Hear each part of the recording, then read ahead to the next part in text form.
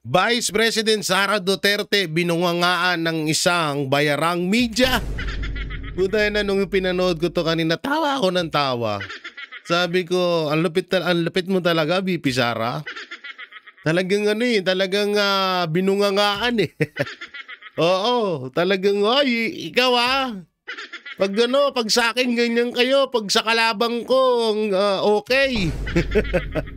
At ito, panoorin nga muna natin itong pinaka-full video ni Vice President Sara Duterte at mapatungkol din dito sa tinatawag siyang siya yung tinuturong nagko-control kay Kiko Barsaga at dito na rin sa mapatungkol kay Pangulong Duterte.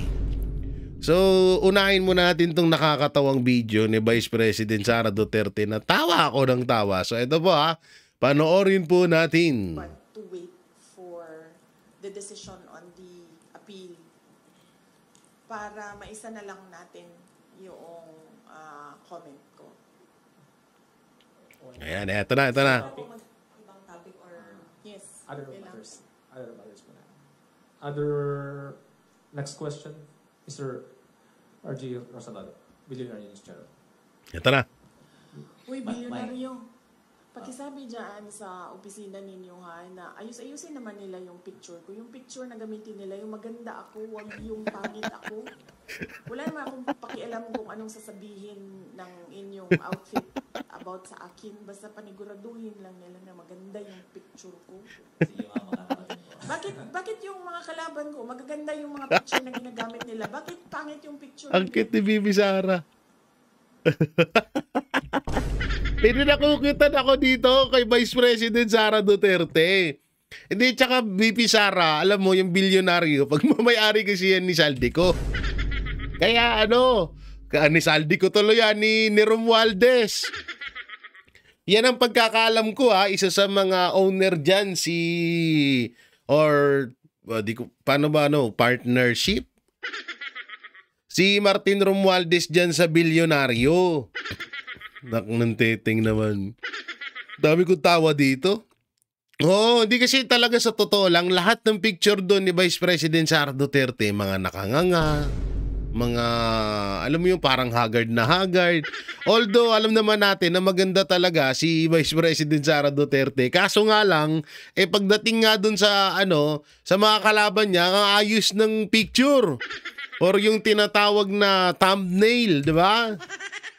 Pero pagdating kay Vice President Sara Duterte, anak ng teteng, bukod sa nagpe-fake news sila, ang sagwa ng picture ni VP Sara. Kaya yan tuloy, nabungangaan kayo. Tuloy natin. Sana yung mga tiga-Office of the Vice President, padalhan nyo nga ito siya ng mga magagandang picture ko para yun ang gamitin nila. Please lang. Boom! Basag! Di ba, ma'am?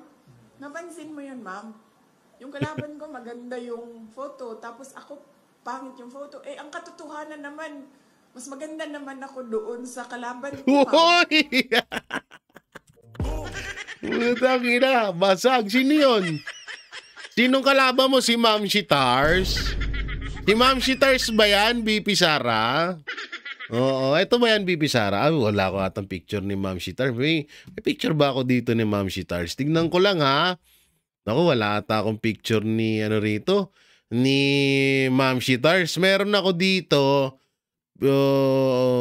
kay Romualdez, kay Ma'am Shitars, VP Sara, wala Oo, mukhang VP Sara.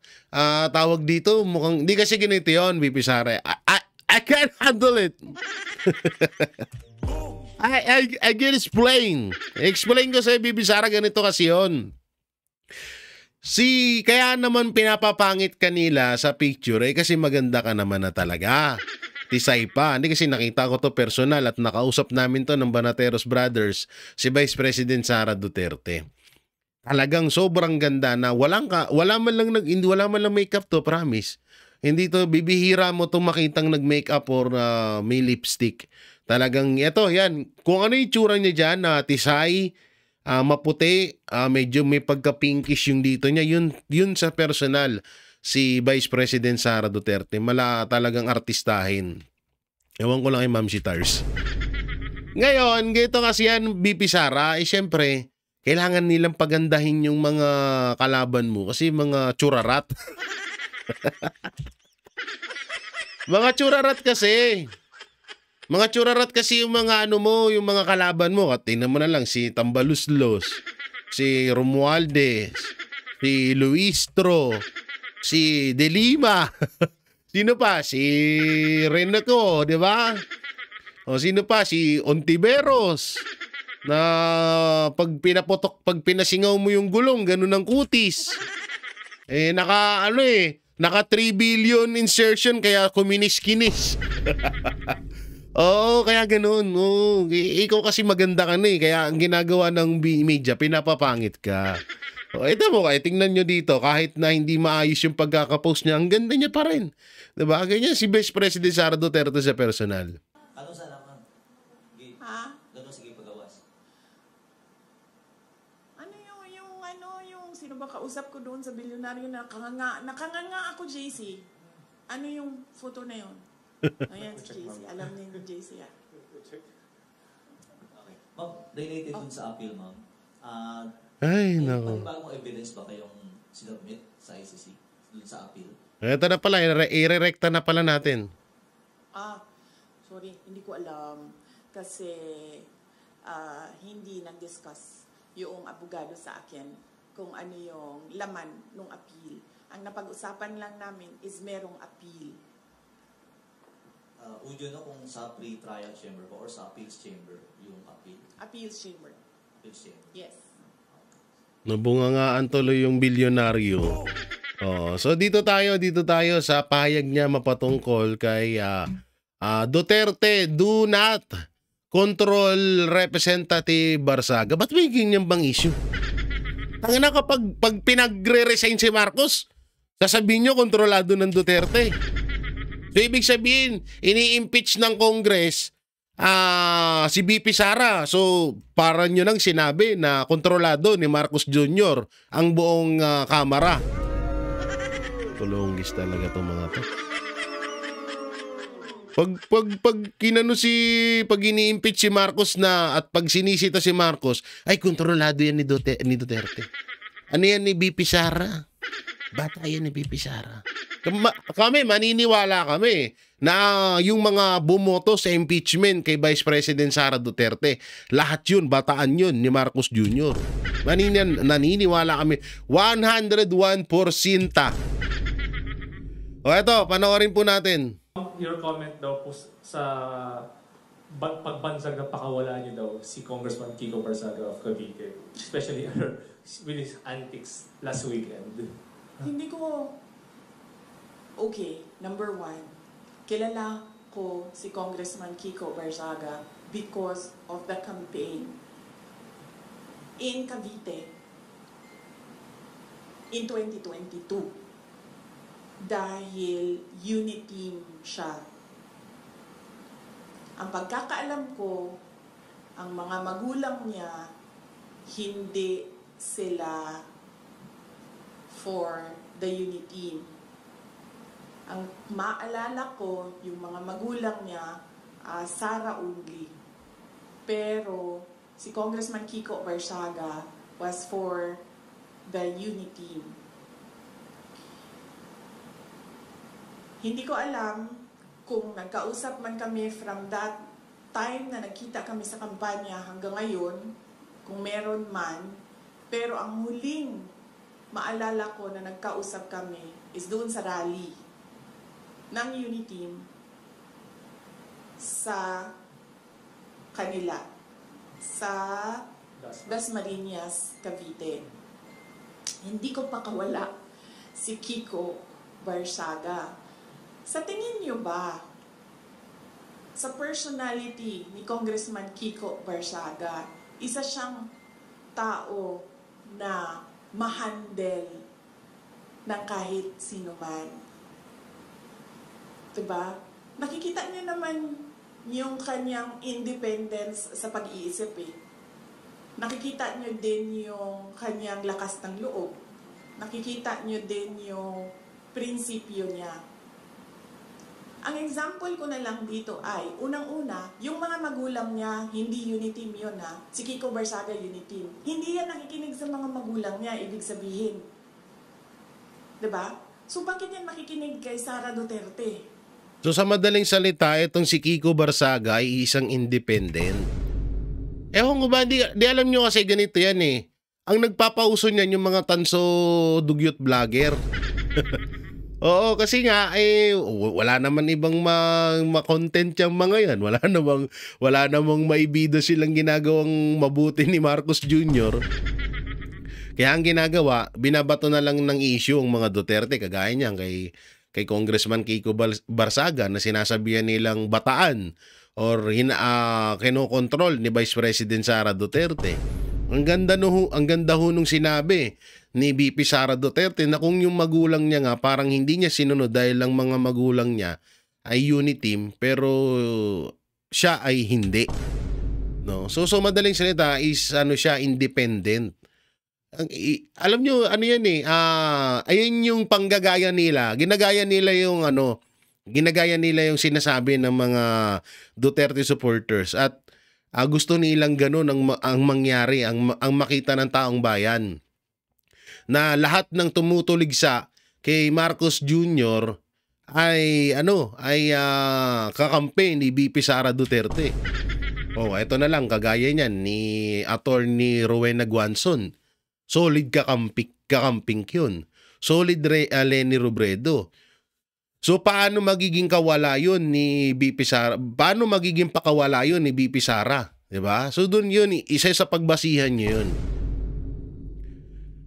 Porket tawag dito, inimpeach or tutol si Congressman Kiko Barsaga sa mga pinaggagawa ni Marcos Jr. Sasabihin na agad natin, DDS na. Sasabihin na agad natin, tropa na ni Duterte.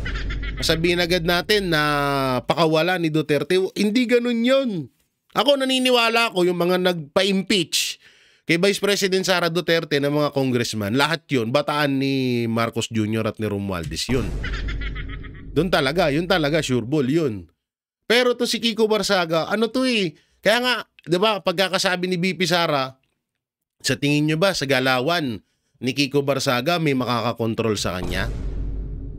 At hindi rin naman pinupunto dito ni VP Sara na tama yung sinasabi ni Puno na medyo nakakatakot ang galawan ni ni Kiko Barsaga. Hindi nakakatakot ang galawan ni Kiko Barsaga. Talagang yun at yun talaga lang siya. Alam nyo, sa totoo lang, ngayon kinaganda sa mga politiko, hindi sila mapagpanggap. Yung iba kasi dyan, tangina, grabe kung makapagsalita. Diyos na ang bahala. Grabe makapagpanggap ng malanghel sila. Diba? Tingnan nyo na lang si Risa Anli Virus. Kung makapagsalita yan si Risa, putang na, kala mo, walang bahid na kung ano yan.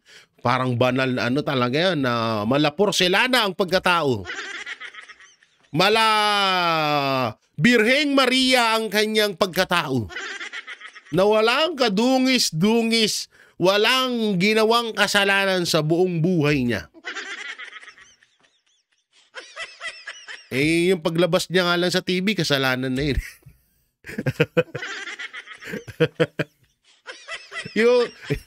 yung pagpapanood natin sa kanya, yung kapag nagpapa-interview na napapanood natin yung mukha niya sa TV, kasalanan na yun.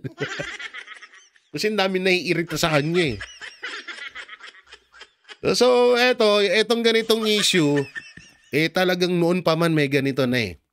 Ito yung mga ginagawang ka-fake newsan ng mga tansudugyot vlogger. Kasi nga, wala naman silang mako-content. Tingnan nyo, kadalasan, sino ba content ng mga administration vlogger? Diba? Minsan kami. Kami mga banateros, kesyo, may kaso daw ako. Ako daw ay ng rape. Pero sabi ko, paano ko magre-rape? Hindi sana nakakulong ako. Hindi sana may record ako. Diba? Na may kaso ako. Sa tanang buhay ko, wala naman ako naging kaso. Baka sa susunod meron na. So, si Banat Bay, di ba? Laging binabanatan si Banat Bay. Kesyo, di sa totoo lang, ito lang ano ko lang dito sa mga vlogger. Merong isang vlogger na nagrereklamo mapatungkol dun sa nangyaring event o nangyaring rally ni Kiko Barsaga. Kesyo, inagaw daw namin yung momentum. Inagaw na namin yung moment doon. Sabi namin, pag hindi kami pumunta sa rally, sinasabi nyo na hindi kami nakikiisa or hindi namin sinusupport yung movement ng mga kababayan natin. Pag pumunta naman kami sa rally, sasabihan nyo kami na na inaangkin namin or parang inaagaw namin yung spotlight doon sa rally na yun. Ano bang magagawa namin? Pagdating ni Banat Bay, pagdating ni Boss Dada, pagdating ni Sir Jack, may nagpapapicture, yung mga nagla-live, itinutok sa kanila. Ano magagawa? Alangan naman na, huwag niyo ako tutukan ng camera. Di ba parang gago ka naman nun. Yun yung napapanood ko doon sa isang lokaret na vlogger na nasa ibang bansa na takot umuwi ng Pilipinas kasi makukulong siya. Matapang daw siya pero hindi siya umuwi. Mas matapang kami, buta na nasa Pilipinas kami, sumasalo kami dito. Anytime pwede kaming bombahin Anytime pwede kaming dukutin dito. Di ba? Sasabihin mo matapang ka pero nandiyan ka sa ibang bansa. Nako. Hindi namin alam kung saan kami lulugar pumunta kami sa rally para i-support para suportahan yung rally. Galit sa amin. Pag di kami pumunta ng rally, asan yung mga banateros? Puro lang live, puro lang video, doon lang matatapang. Utang inang yan. Wala kami pa pumuntahan sa inyo. Hayop kayo. Yan yung sinasabi namin na yung ibang mga vlogger na sumusuporta sa kay Pangulong Duterte ay talagang panggap lamang. Kasi kadalasan pansinin nyo, kapag umuokay na yung umuokay katulad yung nangyayari sa kay Pangulong Duterte sa daig, okay na dun Pero nung may pumuntang bruha doon, may pumuntang vlogger doon na dating Bataan. Hanggang ngayon Bataan pa rin ni Lisa yan Hanggang ngayon, Bataan pa rin ni Lisa Araneta Marcos yan. Nagpapanggap lang para makakuha ng mga impormasyon, makakuha ng impormasyon sa mga Duterte, kung ano yung plano ng mga Duterte, tapos ipapasa dun sa boss niya.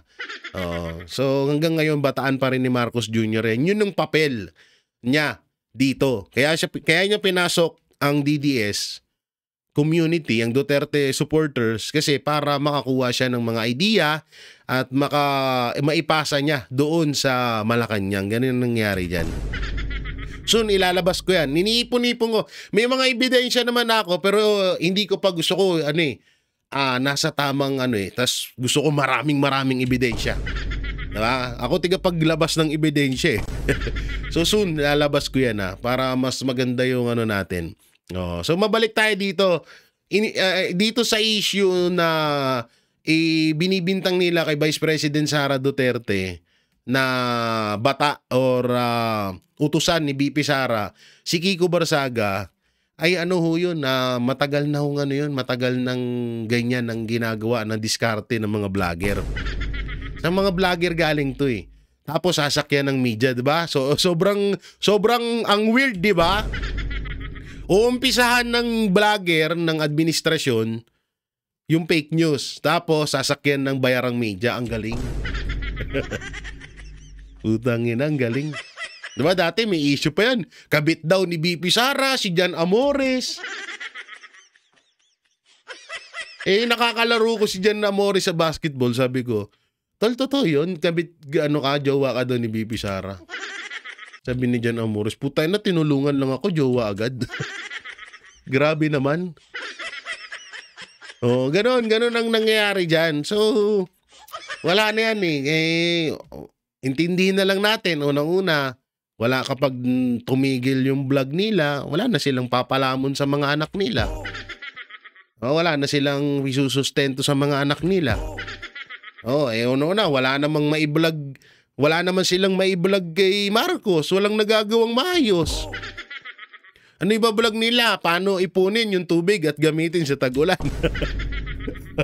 Paano ibablog nila? Hikayatin yung mga viewers nila na bumili ng 20 pesos kilo na bigas. Ay paano bibili? Kailangan mo munang malindulan. Ay naku po. So tuloy natin to.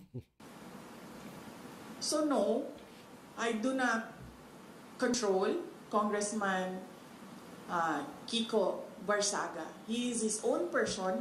He has his own principles, and he has his own free will. And there is nothing wrong at all with what he is doing because, as I said, tayong lahat, we are covered by the freedom of speech and expression. Unfortunately, meron tayong administrasyon na hindi nila matanggap na meron talagang mga tao na number 1, hindi natatakot, at number 2, hindi nabibili ng pera. Yun ang totoo doon. Isa kami doon. Ha? Ulitin ko sa inyo ha, ang Banateros, lalong-lalo na si Banat Bay, inopera niya ng 500K per month. At pinakahuling offer dyan, 20 million sa Banateros. Tumigil lang kami. Banatan lang namin si Vice President Sara Duterte. Banatan lang namin ang pamilyang Duterte. Hindi namin kinagat yun, putang ina. Habang buhay namin pagsisisihan yun, 20 million. Sa panahon ngayon, saglit na lang yun. Mas mainam pang maggulay ako, magdildil ako ng asin. Tsaka hindi ko magagawang magdildil ako ng asin dahil unang-una, marami akong alam na trabaho. Marunong ako gumawa ng bahay. Marunong ako mamakyaw, marunong ako magtinda. Nandyan, sa vlog ko lahat yan. Kalikutin nyo yung vlog ko, nandyan ang mga ebidensya. Marunong ako gumawa ng bahay. Marunong ako magtinda kung saan-saan. Marunong ako mabuhay. Kaya kaya talagang prinsipyo namin ng mga Banateros na hindi kami nababayaran. Never. Si Banat Bay, alam nyo, sa totoo lang, kwento ko lang. Si Banat Bay kasi, mayaman kasi talaga yan. Papera kasi yan si Banat Bay. Misa nga, bibigyan nga akong big bike niyan eh. So, si Boss Dada, putang na anak ng prinsipe ng Saudi Arabia. Anak ng prinsipe ng Saudi Arabia sa kabit ng prinsipe. Kaya ganyan kaitim yan eh. Nakuha yan sa ilalim ng ng pausukan ng tinapa doon sa, diba, bawal karne sa Saudi. Ang kadalasang pagkain doon tinapa. Doon siya nakuha sa taas nung pausukan, kaya ganyan yan. Putay lang, yari ako dito sa dalawang to pag napanood tong video kong to. Kaya ganoon. Maya Master Jodea, ako po. Dating may-ari ng ng isang building. Coach Oli, naku po, pinakasikat na instructor yan si Coach Oli. Si Sir Jack na bago sa Banateros, naku po. Si Sir Jack, sobrang yaman yan. Yan ang may-ari ng vape sa buong Pilipinas, kaso hinarang ni Sandro Marcos. Sobrang yaman yan ni Sir Jack. Siya ang may-ari ng buong vape store sa buong Pilipinas. Kaso, sinindikato ni Sandro Marcos. Paring RJ, nako, yan ang pinakababayro sa Banateros. Mutay na mataon na punta dito. Ako, wala. Ako ang palamunin nila. Ako ang tiga-ubos ng pagkain ng Banateros pag kumakain kaming lahat. Obvious naman sa katawan, di ba? Si Banat Bay, diet. Siyempre, medyo nagkakaedad na, masakit yung tuhod. Ang lalabo yung mata, so siyempre diet. Sa akin punta yung pagkain. Boss Dada, nagpapapayat. Hindi makalunok. Hindi makalunok, naturukan eh. Sa akin punta ang pagkain nun. Si Coach Oli, ganun din. The diet, stay pretty boy. Diba? Fresh boy, pretty boy. Sa akin punta pagkain. Master Judea. Napapanot ay. Di ba? Tumatanda na rin. Saan punta pagkain? Si Sir Jack, hindi masyado makakain. May barahan. may barahan kay Sir Jack, di ba? Hindi masyado makakain. Sa akin na pupunta ang pagkain. Parang RJ, syempre, diet yan at talagang stay pogi palagi yan. So, hindi sila maano. Kaya ako talaga ang bagsakan ng pagkain sa Banateros. Hindi yung tira-tira, ha? Kasi baka may mag-comment, so Jay, sa'yo pala yung tira-tira nila Banat ba? Hindi, ha? Utang ina, sampaling kita ng kinakain ko. Yung yabang namin, no? So, yun nga, no? Kaya, sa totoo nga lang, totoo yung sinabi ni BP Sara, yun yung mga katulad ni Kiko Barsaga, Banateros Brothers, na hindi mo kayang tapatan ng pera. Hindi kami katulad na ibang vlogger din na na-operan lang ng 70,000, puta na, lipat agad eh. Dating Duterte biglang puta na dito ako. Ako din dati, inoperan ako 70,000. Tapos kay Hani Lacuna, may nag-offer din sa akin. Hindi ko sure kung kay Hani Lacuna ba talaga yun, pero gusto lang pabanatan yung mga vlogger na kumakampi kay Isko Moreno nung kasagsagan ng halalan. Hindi rin ako pumayag dun. Marami. Sobrang dami naming marami sila Boss Dada, lalo na si Banat Bay, sobrang daming nag-o-offer diyan ng mga kalaban ng mga Duterte, pero yan ang isa sa nagustuhan ko kay Banat Bay at sobrang laki ng tiwala ko diyan sa taong yan dahil alam niyo yun, ang daming nag-o-offer sa kanila nung silang tatlo pa lang nila Coach Oli at Boss Dada. Ang dami nag-o-offer sa kanila pero talaga hindi sila nadala ng pera. Kaya yun yung kinabilibang ko kahit minsan mga kupal yung mga yan. Okay, dito naman tayo sa pahayag ni BP Sara. Dito naman tayo sa pahayag ni BP Sara. So, panoorin natin. Sa pag-deny po ng ICC sa request po ni PRRD for his interim release. And in follow-up na rin po dyan, mayroon pong survey ang SWS saying na 50% of the Filipinos believe that PRRD should be held accountable po. Yes.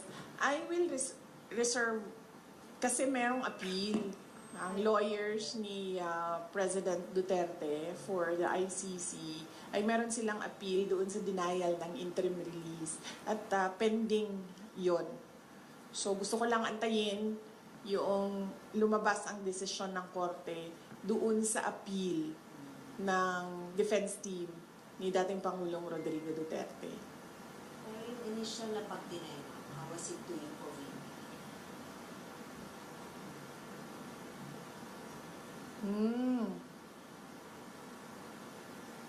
Ano ba sinabi ko na sa statement ko? Wala pa naman ako nag-statement dati about sa interim release, no? Pero inaantay ko lang kasi talaga. Gusto ko lang talaga antayin kung ano yung decision nila sa appeal noong defense team. Your thoughts na lang po doon sa SWS survey? If you have any comment on that po? Well, assuming na truthful and faithful yung data doon sa survey, it is not useful dito sa ating bansa dahil hindi naman dito sa bansa natin nangyayari yung kaso. So, I guess that is for the ICC court to think about if at all pinagbabasihan yan nila. Kasi kung ano-ano na lang yung... hindi ko pala mag-comment sa ICC. So, yun. Not useful for the Philippines since hindi naman dito nangyayari yung trial ni Pangulong Duterte. James, one more on that, please. Ma'am, yung reso po ng Senate, ma'am, yung supporting the house arrest of the former president po. Yes, nagpapasalamat ako sa mga senators natin sa kanilang resolution about the house arrest for former President Duterte.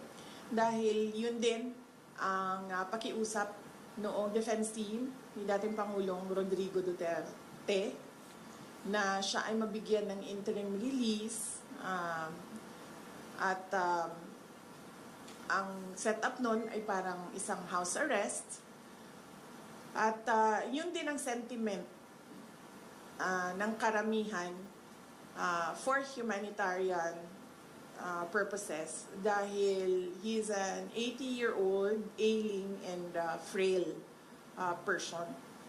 No, it is, as I said, cruelty for the ICC to keep on detaining him inside a detention unit where he is not given 24 hours bedside care.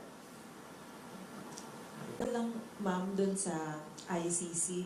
Ma'am, because of the denial of the interim release, nagpe-prepare din ba tayo na baka sakali doon na po magpasko ang dating Pangulo? Ano po yung magiging plano ng pamilya? Oh yes, oo. Kahit naman wala pa yung desisyon ng interim release, no, ay napag-usapan na ng family na na merong pagpapalit-palitan ng pagbibisita doon sa kanya sa detention unit. So, meron ng mga relatives on deck at merong scheduling sa kanilang pagbisita. Basically, visit lang talaga. So there's no chance for him to, alam mo yung typical Filipino Christmas na may salo-salo, makakasama yung pamilya. So, it's not gonna happen. Hindi, kasi sa Christmas and sa New Year sa kanya, hindi. Kasi hindi makapunta lahat ng relatives doon sa Hague. So, ang naka-schedule for Christmas and New Year sa kanya is si Veronica, si Kitty, at si Mira.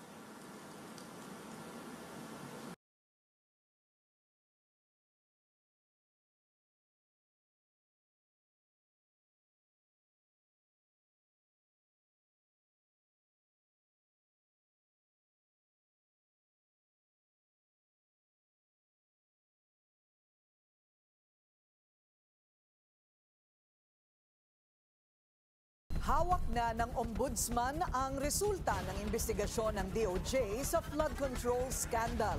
Sentro nito... Putang ina, wala pala akong boses. Sorry. Ayoko na nga mag-mute.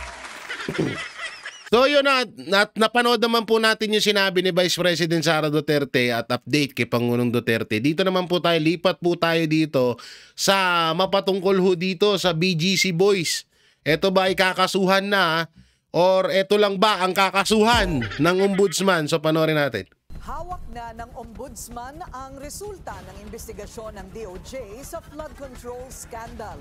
Sentro nito ang unang distrito ng Bulacan at mukhang ang tinaguriang BGC Boys ang unang masasampulan. Aba? Ang detalye sa agenda report ni John Manalo. Unang masasampulan ng BGC Boys o sila lang talaga yung sasampulan? Yun kasi yung nakikita namin ngayon, mukhang sila-sila lang yung masasampulan eh. Formal nang ipinasa ng Department of Justice sa Office of the Ombudsman ang findings ng investigasyon nito sa 5 anomalous flood control projects sa Bulacan 1st District. Sangkot dito ang mga district engineer at contractor na trumabaho sa mga nasabing proyekto. Pero ayon kay Ombudsman Jesus Crispin Remulla, hindi pa umabot kay former DPWH Undersecretary Roberto Bernardo ang investigasyon. Kaya nakapokus muna sila kina former Bulacan 1st District Engineer Henry Alcantara at former Assistant Engineers Bryce Hernandez at JP Mendoza. There were witnesses in the Senate investigation. May ginawa na sila mga pag-amin at kasama nila sa kaso na na kasama na yan sa mga kaso. 5 kaso raw ang maaaring harapin ng tinaguriang BGC Boys. Kabilang narito ang malversation, falsification of public documents, perjury at graft.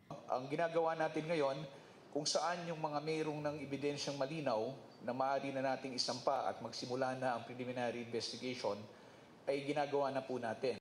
Okay. At dahil nasa ombudsman na mga dokumento, dadaan na ito sa masusing evaluation ng tanggapan. Okay. Aantayin na lang din daw ng DOJ ang utos ng ombudsman kung maaari na silang magsagawa ng preliminary investigation matapos ang ebalwasyon. Siniguro ni Remulla na magiging mabilis at tuloy-tuloy ang pagkilos ng kanyang opisina. Sa pag-uusap namin ng ating officer in charge, ang ating SOJ ngayon, si Eric Vida, at the Prosecutor General, tutulong pa rin sila sa amin kasama ng NBI na examinin lahat ng mga bagay dito. Katulong din daw ng ombudsman ng AMLAC at may inaasahan daw silang impormasyon mula rito na makatutulong sa kanilang investigasyon. Pagdidiin ni Remulla, the cry to curb corruption is strong. Kaya agaran daw silang kikilos para mapanagot ang mga nasa likod ng flood control scandal. Sana nga. Para sa agenda. Sana nga talaga ha, Remulla. Sana si Remulla. Yan. Diyan tayo sa mukha niya. Kaso, ang masama kasi dito, maganda ho sana to. Maganda to. Walang problema ho dito na sinampahan na ho ng kaso ng ombudsman. Etong mga the BGC boys or etong mga kontraktor. Ang masama lang ho dito, baka sa mga kontraktor lang talaga. Baka wala tayong inaasahan na makasuhan si Martin Romualdez at si Saldico. At yung iba pang mga congressman na nasa likod ng mga kontraktor. Dito ulitin ko, wala akong problema dito. Deserve po ng mga kontraktor na ito na makasuhan. Dahil involved po sila, kasama ho sila. May mga ghost project, may mga tinatawag na kickback or mas malaki yung kickback kaysa doon sa inilalaan nilang budget sa mga proyekto. So talagang deserve nilang makulong at makasuhan. Ang problema lang dito, baka mag-stick lamang or baka yung mga kontraktor lang talaga ang dalihin dito sa issue ng flood control scam. Yun yung masama dyan. Baka tayo, antay tayo ng antay na kailan kaya makukulong si Saldico? Kailan kaya makukulong si Romualdez? Kailan kaya makakasuhan si Romualdez? Hindi, una-una, kapag usapang Martin Romualdez at Saldico, dito muna tayo kay Martin Romualdez, medyo malabong pag sinabi natin na kasuhan lang, parang hindi tayo kontento. Kasi alam naman natin na kahit sandamakmak ang ikaso kay Martin Romualdez, kung pinoprotektahan pa rin siya ng pinsan niya na si Marcos Jr., useless din yung kaso. Pero kung kakasuhan si Martin Romualdez at ikukulong na. Kasi una-una, ginagawa naman na ng administrasyon yun. O kanino ba ginawa yun? Ginagawa ho yun nila. Ginawa ho nila yung kay Pangulong Duterte at ginawa ho nila yung kay Pastor Apollo Kibuloy. Sinampahan ng kaso si Pastor. Hanggang ngayon, wala pa ring ebidensya. Pero asan na si Pastor? Nakakulong po. Nakakulong po si Pastor. Sa salang hearsay or sabi-sabi lamang. 'Di ba? Na kinuwento lang. Hanggang ngayon walang maipakitang ebidensya laban kay Pastor pero nakakulong si Pastor. Bakit hindi kaya nating gawin 'yun? Kay Speaker Martin Romualdez at kay Saldico at sa iba pang mga congressman na involved dito sa flood control scam. Hindi naman siguro mali yung sinasabi ko kasi ginawa nyo kay Pangulong Duterte. Ikinulong nyo si Pangulong Duterte na kahit hindi pa naman siya guilty doon sa kaso at doon sa bintang na ibinibintang nyo sa kanya. Ganon din kay Pastor. Bakit nakakulong si Pastor kahit hindi siya guilty? Kahit hindi siya convicted? Na kahit yung ebidensya hindi nyo maipakita-kita? Na kahit na wala kayong maipakitang ebidensya laban kay Pastor. Pero asan si Pastor ngayon? Nakakulong. Siguro mas maganda kung gawin natin yon kay Martin Romualdez at kay Saldico. At sa iba pang mga congressman na protektor ng mga kontraktor na kinasuhan ni Ombudsman Remulla. Diba? Ganun dapat. O aantayin ho namin yan, ha? Kasi baka sabihin nyo, ay hindi po pwedeng kasuhan si Martin Romualdez kasi hindi pa naman po siya guilty. Hindi po pwedeng kasuhan si Martin Romualdez kasi wala pa naman pinapakitang ebidensya. Eh ang tanong, bakit nyo ginawa kay Pastor Apollo Quiboloy? Kinulong nyo yung tao na wala naman sapat na ebidensya. Kinulong nyo si Pastor nang hindi pa naman siya guilty doon sa kasong dinadawit siya. Sa kasong ibinibintang sa kanya, ba't nakakulong si Pastor? Abangan namin yan, ha? Minsan hindi nyo rin talaga ginagamit yung utak nyo eh. Kayo mismo yung nagpapahamak sa sarili nyo. Abangan natin yan mga banateros, ha? So yan mga banateros, mga kabiyaya, ano pong may kukomento nyo sa mga video na napag-usapan natin dito sa pagbunganga? Dito po sa pagbanat ni Vice President Sara Duterte sa bayarang media. At dito naman sa issue na kontrolado niya daw si Kiko Barsaga. At dito sa pagsasampa ng kaso ni Ombudsman Remulla dito sa BGC Boys. At ano pong may kukomento nyo doon? I-comment nyo lang po dyan sa baba at ating babasahin yan. Siyempre, huwag nyo na rin pong kalimutan na i-like and share ang ating video para mapanood pa ng iba pa nating mga kababayan saan man sulok ng bansang Pilipinas at sa buong mundo. So yun, maraming salamat. Ingat po kayo palagi. God bless and peace and bye-bye. Yan ang banatero, walang inuurungan. Pag tama palakpakan, pag mali ay babanatan. Yan ang banateros, boses ng ordinaryong Pilipino.